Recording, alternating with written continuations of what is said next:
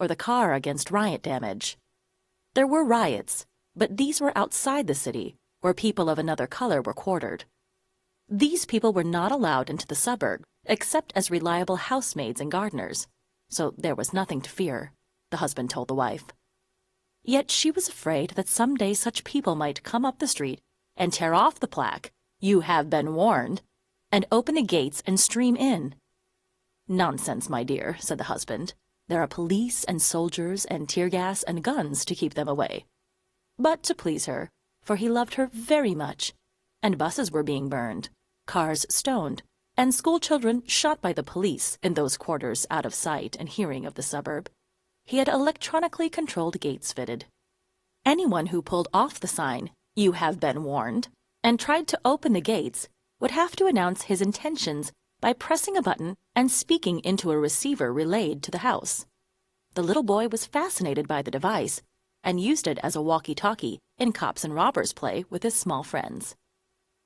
The riots were suppressed, but there were many burglaries in the suburb, and somebody's trusted housemaid was tied up and shut in a cupboard by thieves while she was in charge of her employer's house.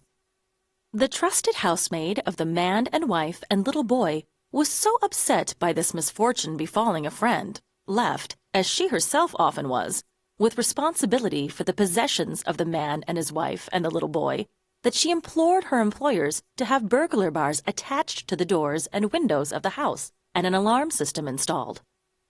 The wife said, "She is right. Let us take heed of her advice." So from every window and door in the house where they were living happily ever after, they now saw the trees and sky through bars.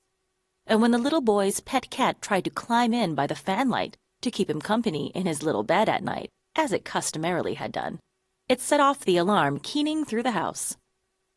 The alarm was often answered, it seemed, by other burglar alarms in other houses that had been triggered by pet cats or nibbling mice.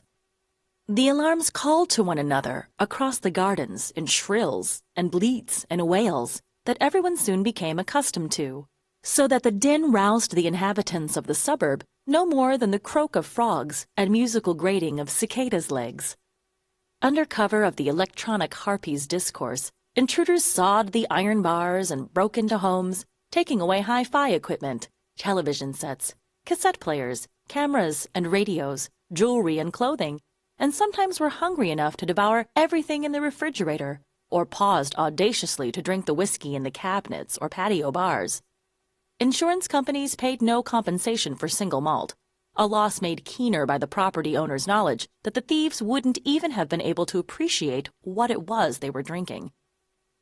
Then the time came when many of the people who were not trusted housemaids and gardeners hung about the suburb because they were unemployed.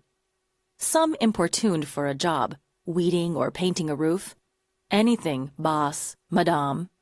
But the man and his wife remembered the warning about taking on anyone off the street. Some drank liquor and fouled the street with discarded bottles. Some begged, waiting for the man or his wife to drive the car out of the electronically operated gates. They sat about with their feet in the gutters, under the jacaranda trees that made a green tunnel of the street. For it was a beautiful suburb, spoiled only by their presence, and sometimes they fell asleep, lying right before the gates in the midday sun.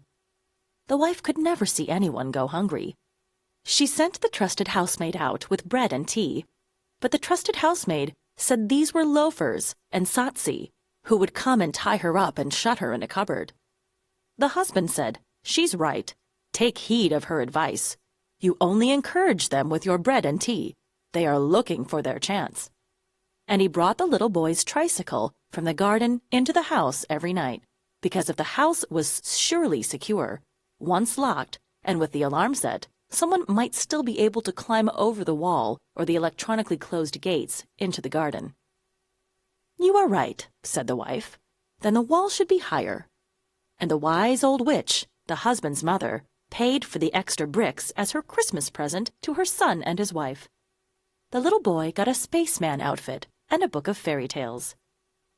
But every week there were more reports of intrusion, in broad daylight and in the dead of night, in the early hours of the morning, and even in the lovely summer twilight. A certain family was at dinner while the bedrooms were being ransacked upstairs. The man and his wife, talking of the latest armed robbery in the suburb, were distracted